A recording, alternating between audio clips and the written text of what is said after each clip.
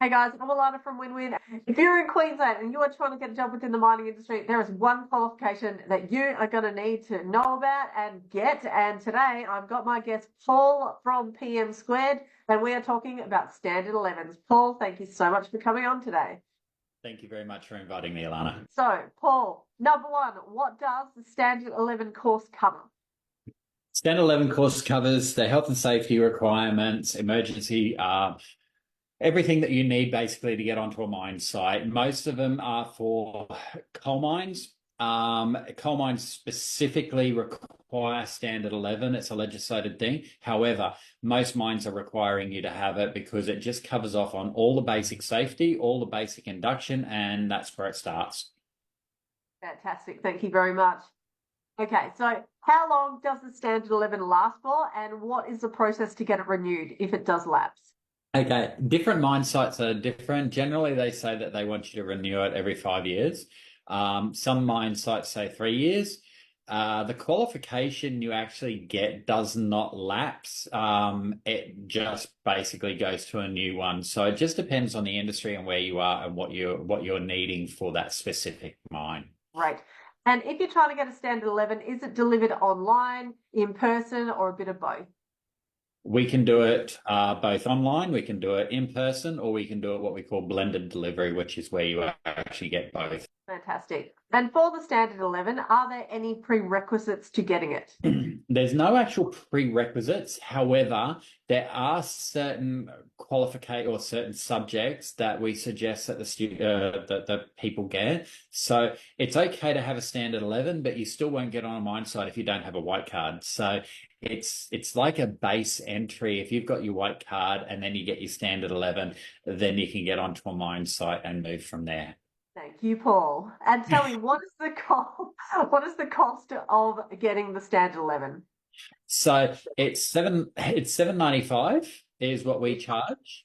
So it's a really good investment for you to get into the mining because I mean once you're in the mining industry, you just go from there and it just all the way is up. So the basic is just to get in there. So it's 7.95 for the Standard 11 and that gets you a base entry. How long does it take to complete the Standard 11? And how long after you've completed the course do you actually get the certification?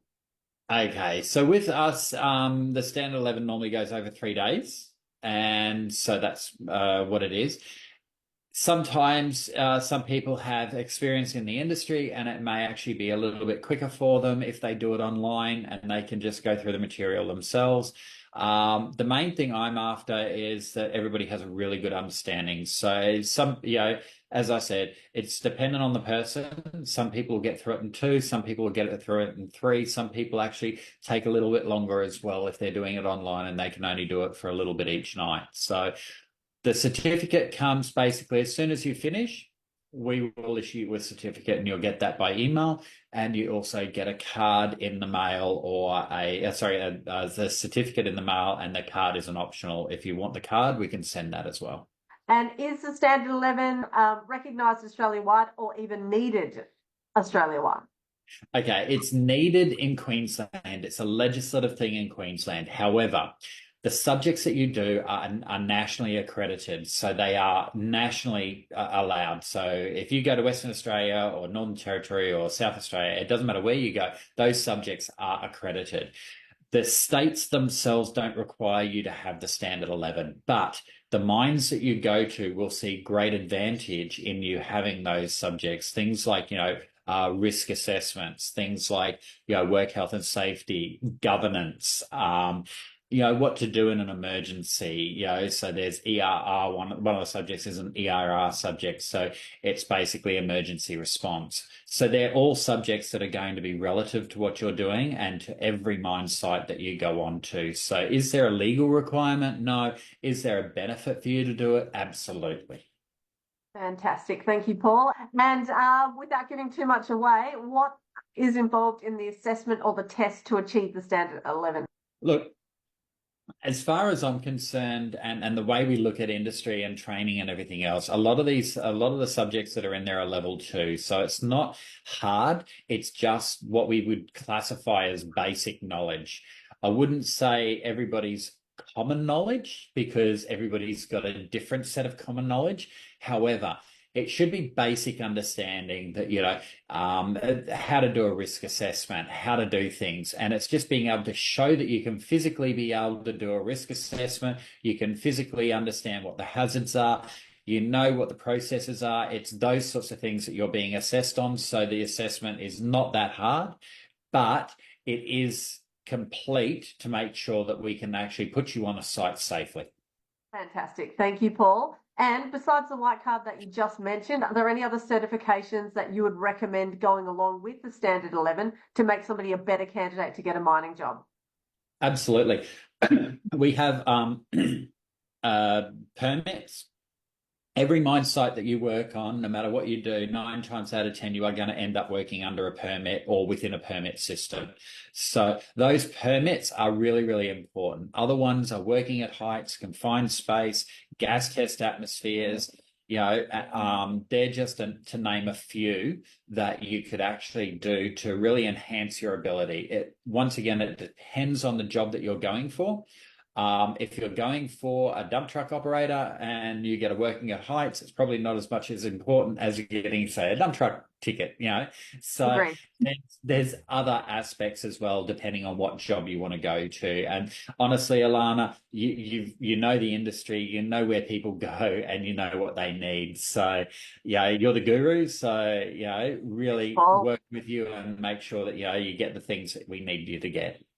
Yeah, perfect. And as an RTO, do you have a lot of companies coming to you, or are you able to assist other people or people who have completed the Standard 11 to then get a mining job, or push them in the right direction? Pushing them in the right direction, yes. Do we get companies coming to us? Absolutely. Do we push everybody onto the companies? No, because companies, as you can imagine, get very, very sick and tired of us going to them and saying, hey, we've got 15 candidates. What they want to see is they contact us and say, hey, we've got 4 jobs available. Have you got anybody? And then we put candidates forward that have actually done the work and excelled at it. It's no good me putting somebody that just scrapes through by the skin of their teeth, because that's going to give us a bad name and they're not going to come back to us. So if we get people that study, do well, and really show enthusiasm, they're the ones that we put through. Perfect. Thank you very much, Paul. Final question. After somebody has completed the Standard 11, they're trying to get a mining job. What's your best advice for them to achieve their goals? Okay, first of all, I would say go and see the lovely Alana. She will get your resume done, because without a resume, you won't get anywhere really. Secondly, moving to the area that you want to work in. There are requirements by government regulations that they have to employ locally first. If you want to sit in Perth or sit in Brisbane and get a fly-in, fly-out job, you can join the queue with another 1,000 or 2,000 other people that want to do exactly the same thing. If you move to the area where the jobs are, they are more likely to take you on. Most people get poached from other companies and other mines. So therefore, once you get poached, the offer of fly in, fly out, or bus in, bus out, or drive in, drive out, then becomes an option. Just get your foot in the door. Get to the area. Tell them, go and knock on the door every day and say, hey, is there a job available? Is there a job available? Is there a job available? At some stage, somebody is going to be sick, and they're going to say, we need production done. You're here. Let's give you a go, because you won't shut up. So, really be in the area, be annoying, go and see them every day, tell them the job you want, start getting the qualifications, show that you've got that drive, and see the Miss Alana, and she will get you there. Yeah, right, Paul, 100%. And what we're going to do is we're going to leave put the link so that you can get in contact with Paul if you do want to Standard 11. Highly recommend. They're a fantastic RTO. And of course, we'll leave the link so that you can get in contact with us as well. Thanks for watching. I'm Alana from Win Win. Thanks, Paul. See ya.